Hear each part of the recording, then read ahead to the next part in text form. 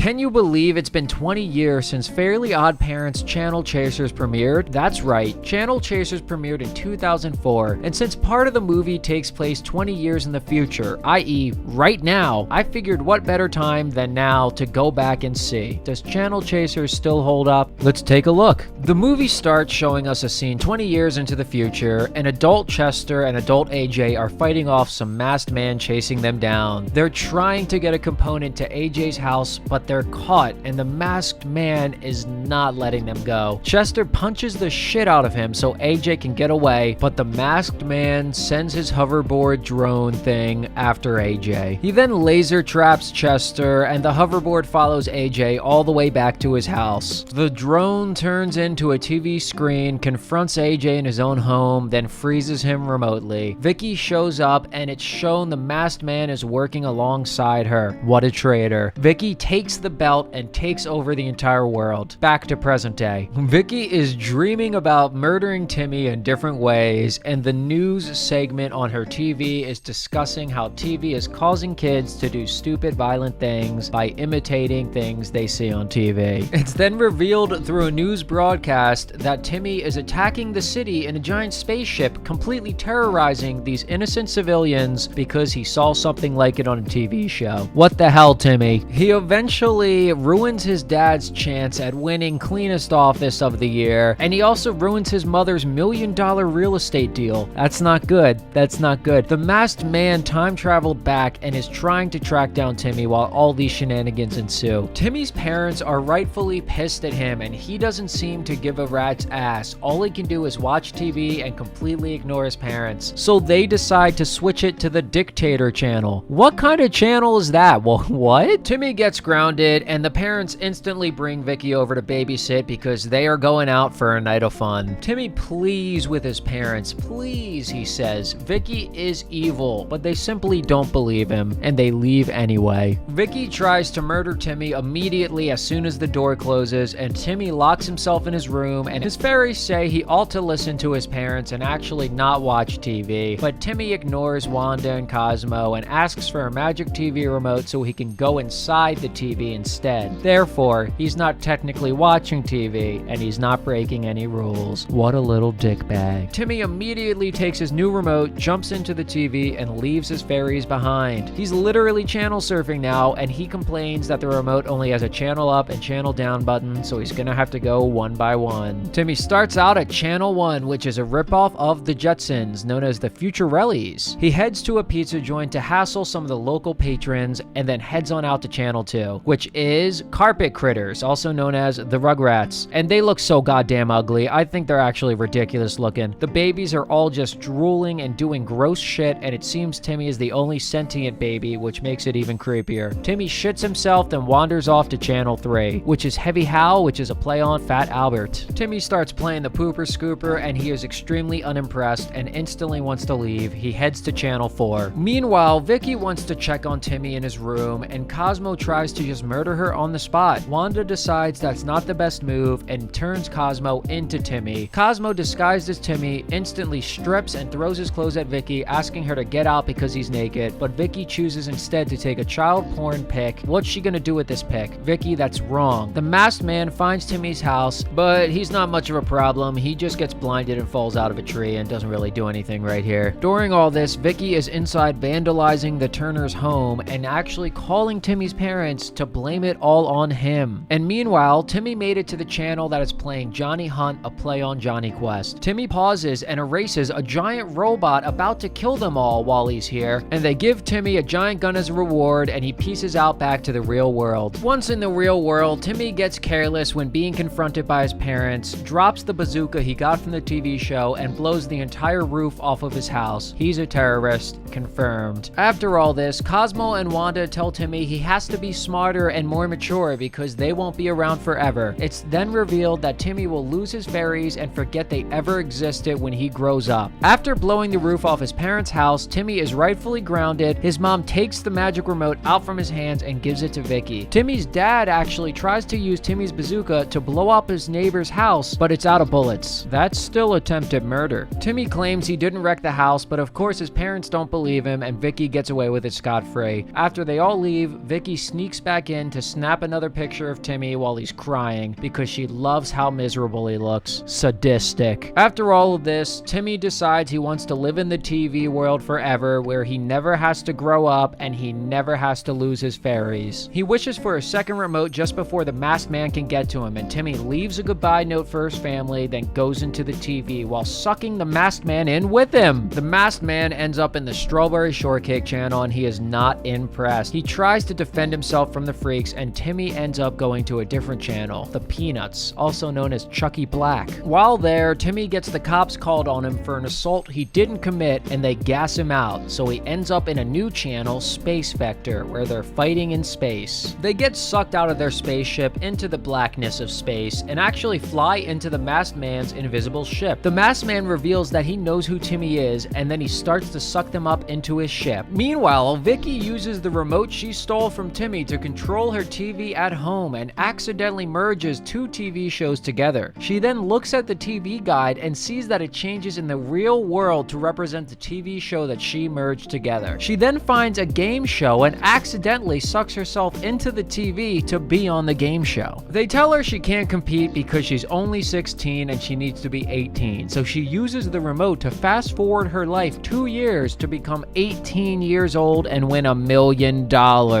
And then her new goal instantly becomes going to Dictator Week on the Biographical channel and altering history to be the leader of the entire world. Meanwhile, Timmy and his fairies use the remote to change the channel right before they're sucked up by the masked man, and they end up in the Flintstones, also known as the Meat Flints. They're all chased by a tiger. The masked man instantly shows up and they change the channel as quick as they can. They switch into Speed Racer, and Timmy must race in this race, but the masked man shows up, steals a car, and now they're both in the race. While they're driving, the masked man keeps begging Timmy to just pull over so they can talk, but Timmy refuses and proceeds to ruin an entire ecosystem. What the hell, Timmy? Timmy wins the race and he's ready to move on and goes to the next channel, which is Snooper Dog and the Clue Crew, also known as Scooby-Doo. The crew is driving around without a license and they run into a Yeti who comes out and tries to kill every single one of them. One chase sequence later and they capture the Yeti and it ends up being the masked man. That's a double mask. Timmy gets thrown into the TV, switching channels, and the masked man dives in after him. Meanwhile, Timmy's parents are asking around to see if anyone has seen him. Chester tries to admit that Vicki is evil, but he is under surveillance and keeps getting electrocuted every time he tries to admit it. Timmy's parents don't give a single shit and they just leave like nothing happened. Back in TV land, Timmy ends up in Blackbird and Sparrow, which is a play on Batman and Robin. The masked man shows up, dives on top of Timmy, and just goes to town on him. The masked man finally has his mask taken off and reveals that he is older Timmy Turner from the future. Timmy is extremely upset because he's not supposed to get older. This future version of him shouldn't exist at all. Then Timmy pauses his future self with the remote and wonders who the bad guy in the movie is, if the masked man is actually a good guy. Cut to Vicki. Timmy starts interrogating his future self, and future Timmy explains that his world is ruled by Vicki, the dictator. He was in the resistance, but only to gain Vicki's trust to betray her. Vicki ordered him to go back in time, find younger Timmy, and basically kill him so he couldn't stop Vicki from becoming the dictator of the world. Pretty crazy. Timmy refuses to help because he's not going to grow up, so it's not his problem anyway, and he doesn't give a shit. You could see how he's like his parents. During the conversation, Vicki shows up and starts to attack both Timmys. Vicki runs to the next channel like a pussy, and the Timmys give chase. Meanwhile, Timmy's parents are still trying to find him. They're asking Vicki's parents if Vicki is evil, and they're forced at gunpoint to lie. Vicki's sister Tootie notices Timmy's parents leaving her house looking unhappy, and then someone chucks a Timmy doll at the parents from their car, saying to meet them in 30 minutes to get information about Timmy. Signed, Deep Toot. During all this, Vicki and Timmy end up in Clint's Hints, which is a play on Blue's Clues. There's a human being in there hassling the Timmys, and that's just terrible. I hate that. They move on to the next channel, which is a Tom and Jerry type cartoon. The place is trashed, so they know Vicki's already been there. She sneaks up behind them. She's trying to hammer them to death, but the Timmys end up destroying Vicki, and they censor all the the violence essentially. It's played for a joke, but whatever. Vicki flies through a TV to the next channel and the crew goes right after her.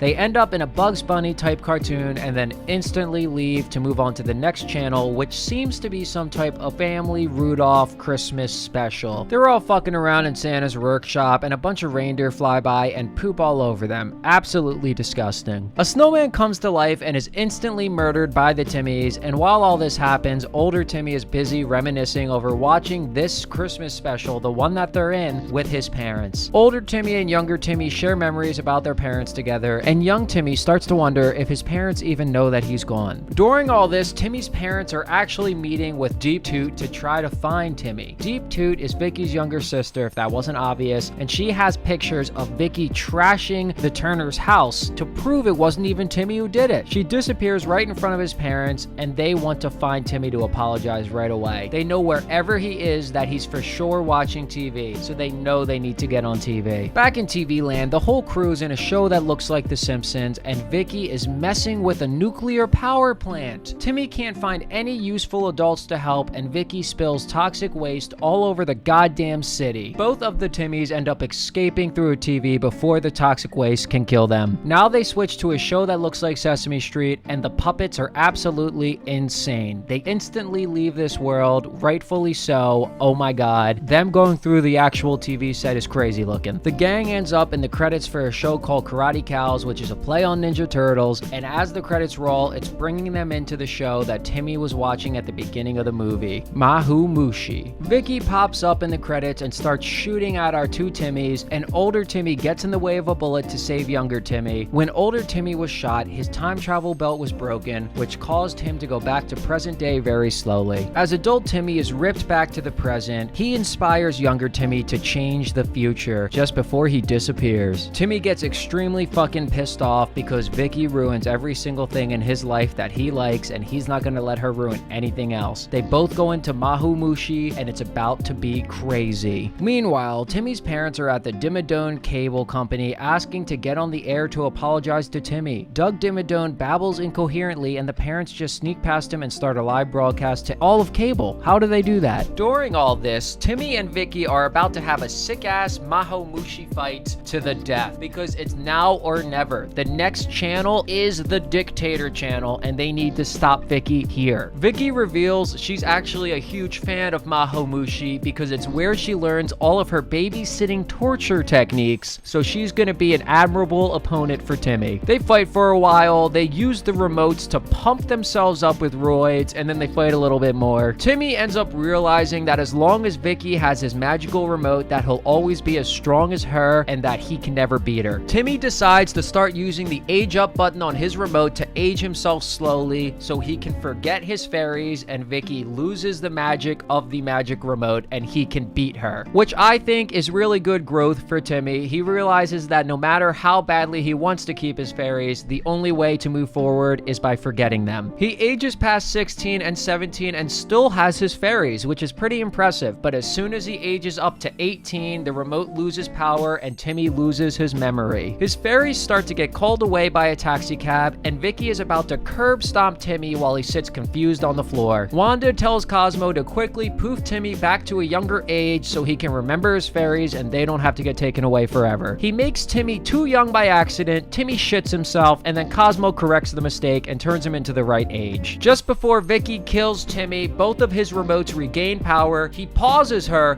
erases her memory, then fucking deletes her. Vicki is shot out of her TV and thinks it was all just a crazy dream. A Timmy doll is thrown through her window telling her to call the Turners and that she's fucking dead. During all this, Timmy's fairies are still getting pulled into the taxi cab. Timmy thinks fast and chucks the remote at the cab door to shut it, and the taxi driver decides that enough is enough and leaves without taking the fairies. They hug to celebrate, and then they start to make their way out of the TV. While they're channel surfing out of the TV, Timmy realizes that he only grew up into the cool person he does because his parents raised him the way they did, and he wants to respect them more now. While he's having this realization, he sees them live broadcasting on TV and and watches their apology. They're sorry they didn't believe him and beg him to come home. Timmy just goddamn materializes out of the TV right in front of his parents, and they're happy to see him with no questions asked. Aren't they confused how the fuck he came out of the TV? The whole family heads back home and they begin interrogating Vicki until they end up firing her. Timmy then pauses everyone in the house because he decided that he only got his fairies because of Vicki, and he wants to keep them around for as long as he can, so he wants to keep Vicki around to ensure he'll always be miserable. He then wishes that the remotes never existed in the first place and that everyone involved forgets the entire thing happening. Timmy then goes out back and buries a time capsule with a picture of him and his fairies in fish form to remember this adventure he went on with them. Cut to 20 years in the future, and adult Timmy's kids are out back digging up the time capsule. Timmy looks at the slightly altered picture of him and his fish and ponders for a moment before moving on. This moment always stuck with me as a pretty heartfelt, sad moment, I'm not gonna lie. Timmy decides it's time to go to work and leaves his kids to be babysat by Robot Vicki, showing he's no better than his own parents. And after this, the credits start to roll. So after all the channels have been chased, after everything is said and done, I still think Channel Chasers holds up. The journey Timmy goes on is a timeless one. A lot of people can relate to feeling annoyed at their parents for how controlling they can be. And a lot of people also go through the growth of learning that their parents have their best interest in mind and that they should respect them more. It's also just a fun concept to see someone surfing through TV in a literal sense, going from channel to channel, trying out different worlds. I think it's just an interesting movie, all things considered. I definitely recommend you give this a watch or a rewatch whenever you get the chance. Alright, thanks for listening.